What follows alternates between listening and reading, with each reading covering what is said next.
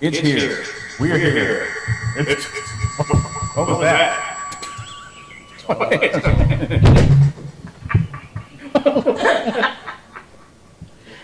Oh.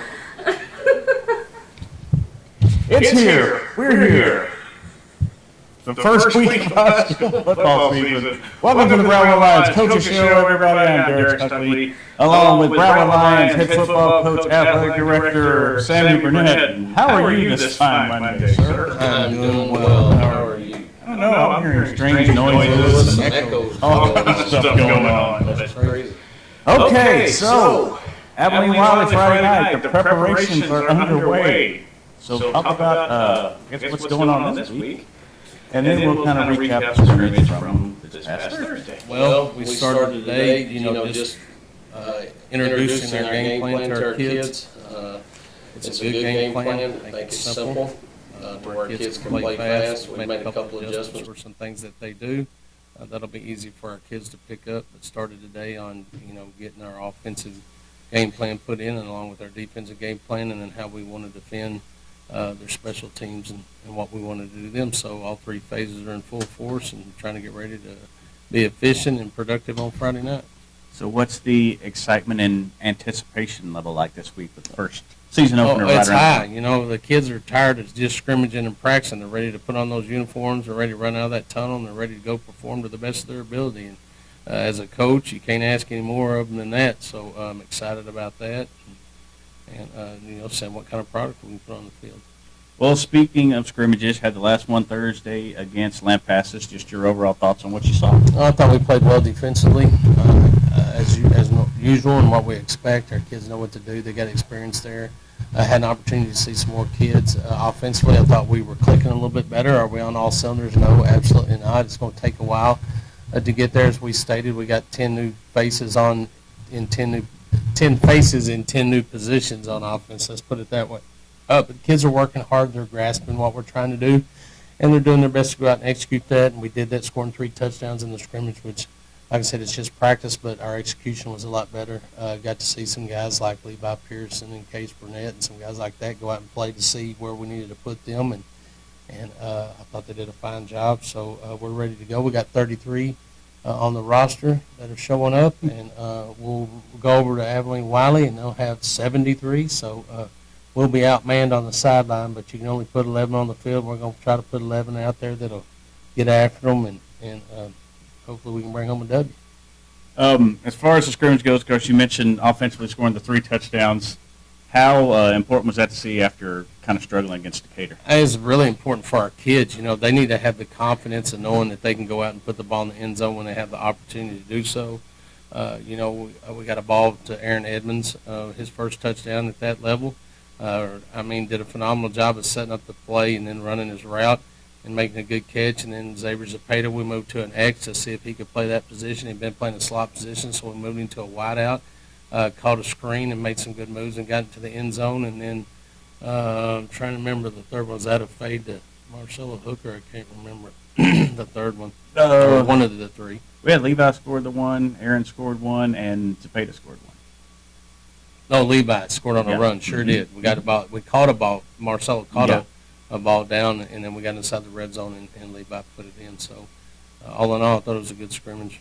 Defensively, you pitched the shutout. They really didn't move the ball very much. Just your thoughts on that? Well, they came out and empty, which we weren't expecting. Our kids didn't panic. They just sifted it out, understanding what they're supposed to do to that and how to change their coverage. I thought they covered really well. I thought they were disciplined with their eyes and going and doing what they're supposed to do and not staring at the quarterback, and then made the quarterback get uncomfortable, scramble a little bit. We rallied to him when he decided to tuck and run, and I thought we were pretty physical. So all in all, it's what we expect from our defense. We know that our defense is going to have to play really well to keep us in ball games early until our offense gets clicking, but it will happen at some point. Hopefully we can get that worked out before district comes and be ready to make a run through district and then on the playoffs. Preseason we talk about all the time. We got some worthy opponents in preseason, and that's good for us. We need to play the best to figure out where we are and what we got to do to get there, or are we there and what we got to do to maintain that or get to where we want to play, and that's at an elite level. We'll break down Wiley more on Wednesday, but just overall, I guess, how would you compare this Wiley team to the one we saw last year? They're big. they're really big. I talked to Coach Martin, and he even made that comment. They are big. They're very deep with their linemen, offensively and defensively, and they're very big. They got a tall quarterback. 2 quarterbacks I've seen. They're not like the quarterback they had last year. He was a runner, slasher, scramble guy. You had to contain him. You had to see him as a run threat. I don't think that their quarterbacks this year are as much runners as they are passers. They like to stay in the pocket or roll out and keep their eyes downfield. Running backs are bigger, more powerful running backs. Of course, they have the number 8, the slot receiver, that they'll probably move around and play multiple positions. But he's a go-daddy. He's got lots of speed. He's got lots of lateral movement. He's got big bursts. So he's definitely a big play guy. He's a kid that ran the reverse on us last year, and it did really well for them throughout the rest of their season last year. So we're going to have to contain him on the defensive side. They have an opportunity to be big if they want to be big, but they're starting 3 that I think will start for them on more base sort of body types, like a Weston Wolf type kid, Robert Trowbridge type kid like we have. Their linebackers are bigger. Their safeties, probably their best part of their defense is their back end with their safeties and some corners that came back from last year's team. They understand what's going on. They got a new system, on defense. Got a coach come in from LaGrange, I think it was. So they're different. They'll be learning. So we're just going to have to take advantage of that. Okay. Sorry. Got ticket sale information yet? Yes, if you want to get tickets, you can go online to the Brownwood ISD Athletic website. There'll be a link that you can purchase those tickets, but all tickets will be sold online for Friday night's game. Okay. And then the sub-varsities get underway Thursday night? That's right. We'll send our combined team to Wiley to play at 4 o'clock. Our freshmen will play at 5 o'clock, and our JV will play at 6:30 at Gordonwood Stadium. You can get tickets at the gate.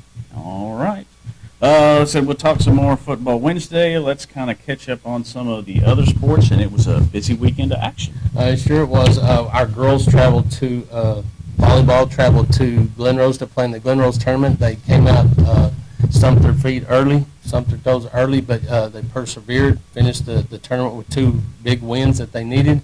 Again, we talked about them and where they are in the infancy stage of their program, but I know those girls keep fighting. They want to be successful. They play well together, and it was good to see that they picked up those 2 wins late, something that they can build on for this week. We'll host Lampasas at Warren Gym on Tuesday. Those games will start at 5 and 6:30, and then Thursday, Friday, and Saturday they'll head to Dublin to play in a tournament, which is important. They need as many games as possible. So if you have nothing to do Tuesday, go by Warren Gym and watch those girls play. They compete really hard and play well as a team, and I continue to see growth, and they continue to grow. They'll be where they want to be. Okay. What else happened this weekend? Cross country went to Jim Ned. Performed well, from what I understand, as a group. First time get out there and compete, see what's going on. It's always a phenomenal meet. The 2 Wyndham kids led our team.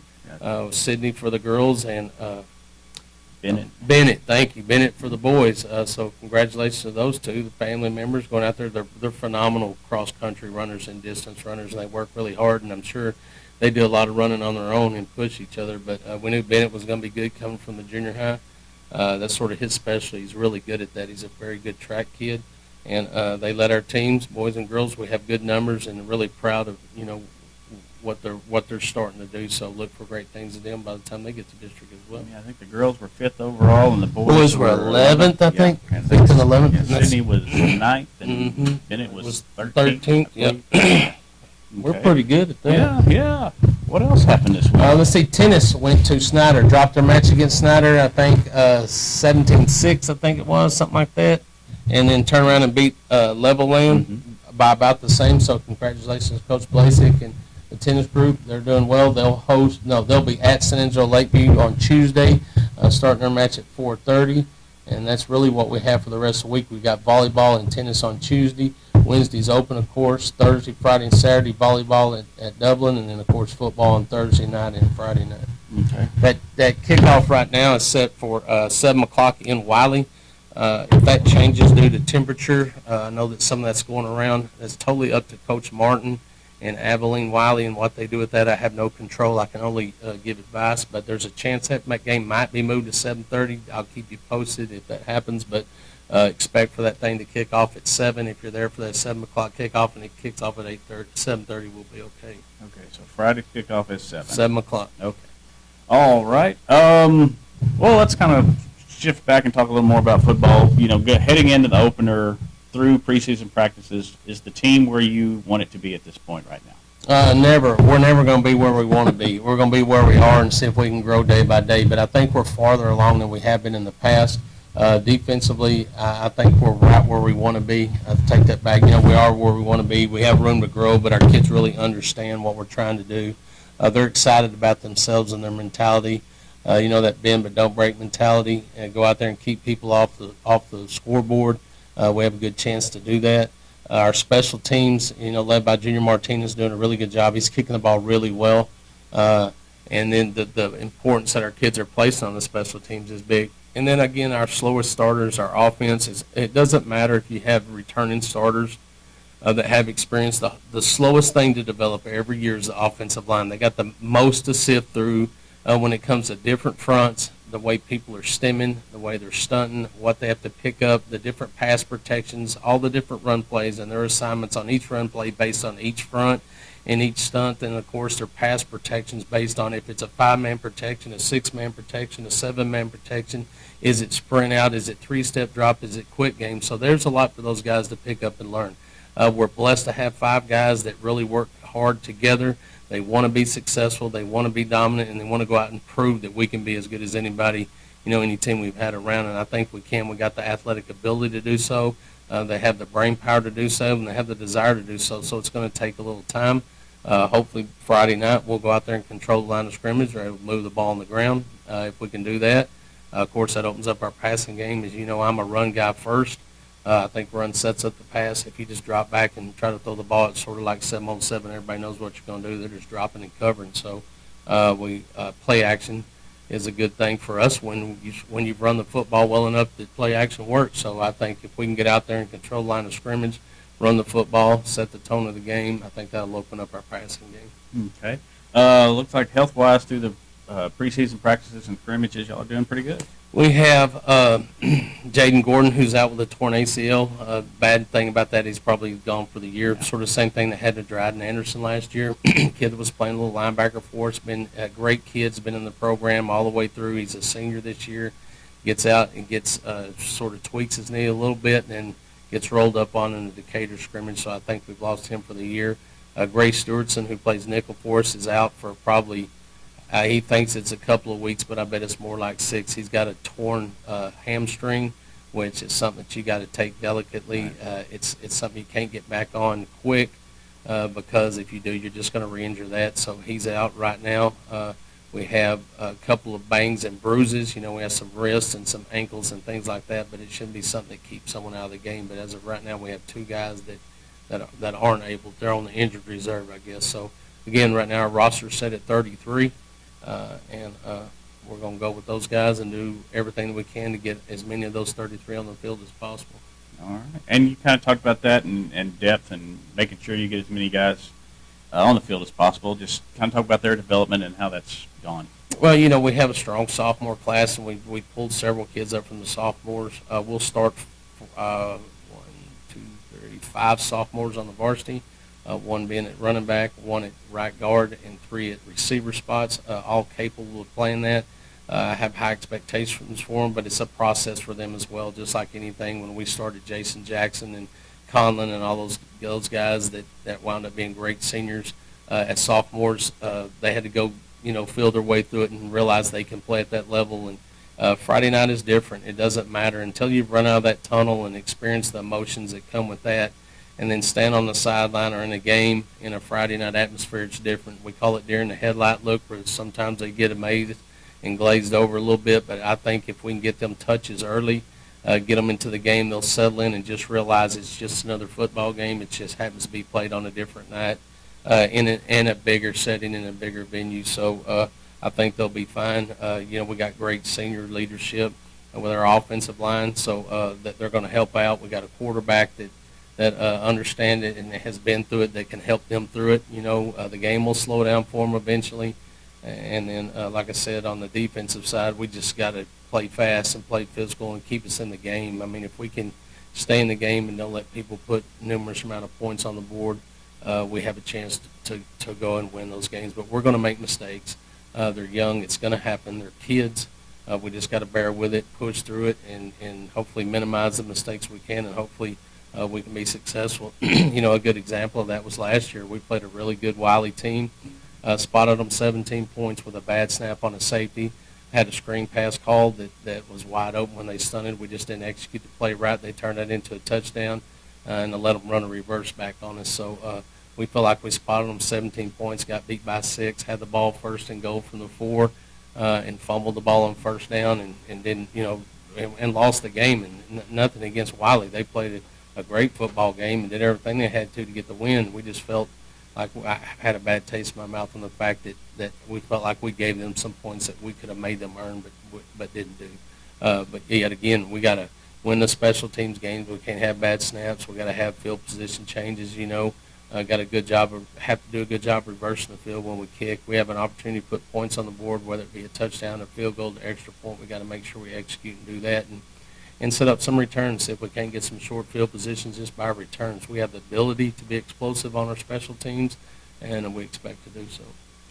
All right, a lot of good stuff today. Anything else we need to mention, Coach? Yep, let's thank those that make this show possible. Auto Glass Magic, Burner Auto Group, Syntex Body and Paint, Syntex Equipment Sales, Citizens National Bank, Dan Hill Containers, Dr. Bon Young, Dr. Pepper Bottling Company, Edward Jones Investment, Henrik Medical, Howie Enterprises, Humphrey Peets, Heartland Funeral Home, Landmark Admin, MC Bank, Painter & Johnson Associates, Smith & Sharp Agencies, Sonic Drive-In, Stanley Chrysler, Texas Bank, Weldon, Wilson Electric, Western Bank, and Willie's Tea.